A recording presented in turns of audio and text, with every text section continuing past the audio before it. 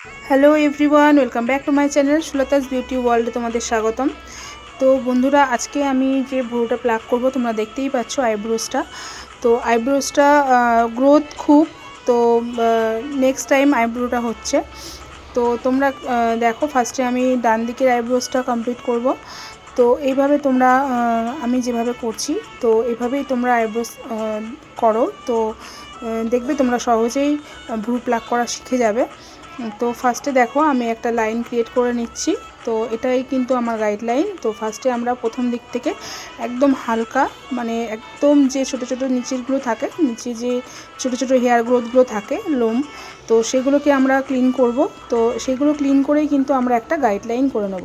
তো এই গাইডলাইনটা মেনশন করে এরপর আমরা দেখো আমি সুতোটাকে টেনে টেনে বসিয়ে একটা লাইন ক্রিয়েট করছি। সেই লাইন অনুযায়ী কিন্তু আমি আইব্রো শেপটা করছি। তো আমরা যদি ফার্স্টেই আইব্রো শেপটা একটা বানিয়ে নিই তো আমাদের আইব্রোসটা করতে অনেকটাই সুবিধা হয়।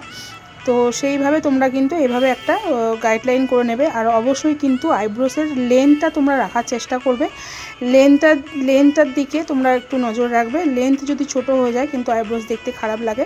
তো অবশ্যই তোমরা কিন্তু একটা আইব্রো করতে গেলে তখন সবসময় খেয়াল রাখবে তার লেন্থটা আমরা কিভাবে রাখছি। তো আমরা যখন লেন্থের দিকে যাব তখন কিন্তু হাতটা একটু বাঁকিয়ে করব।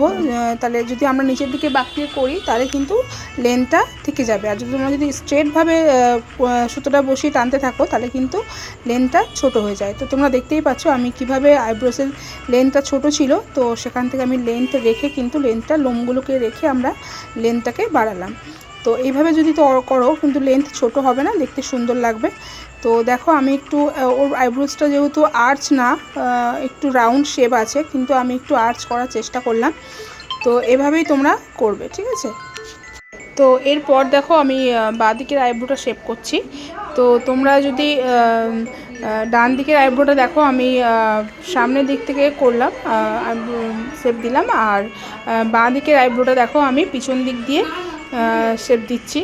তো দেখো আমি কিন্তু প্রথম দিকে একটা লাইন ক্রিয়েট করলাম, তো সেটা কিন্তু আমি অবশ্যই টিক পয়েন্টটাকে রেখে তারপর করলাম।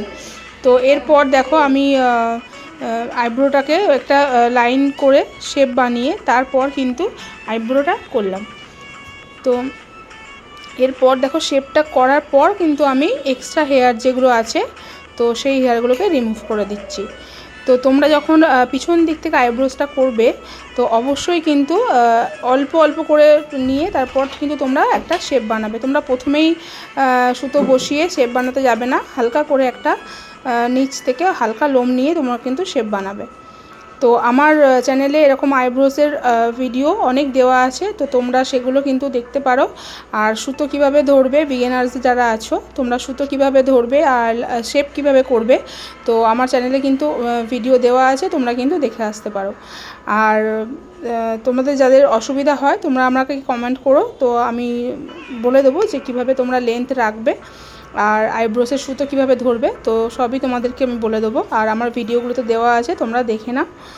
তো দেখো আমার আইব্রোসের নিচের পার্টটা হয়ে গেছে, তো আমি উপরেরটা করছি। তো তোমাদের যদি সুবিধা হয় তোমরা উপরটাও হালকা করে করতে পারো, প্রথমে করে নিতে পারো, মানে শেপ দিয়ে নিতে পারো, তারপর তোমরা নিচটা করতে পারো। এটা সব দিক থেকেই করা যায়।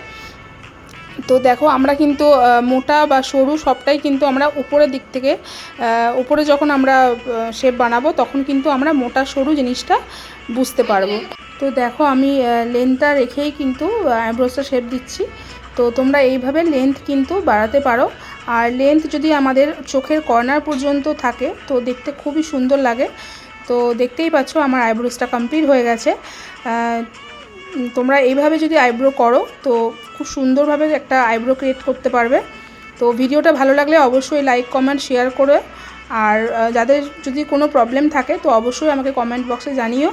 আর আমার অ্যানাদার যে ভিডিওগুলো আছে তোমরা সেগুলোও চেক করতে পারো, আমার চ্যানেলে দেওয়া আছে। তো দেখতেই পাচ্ছ আইব্রোসটা কমপ্লিট হয়েছে।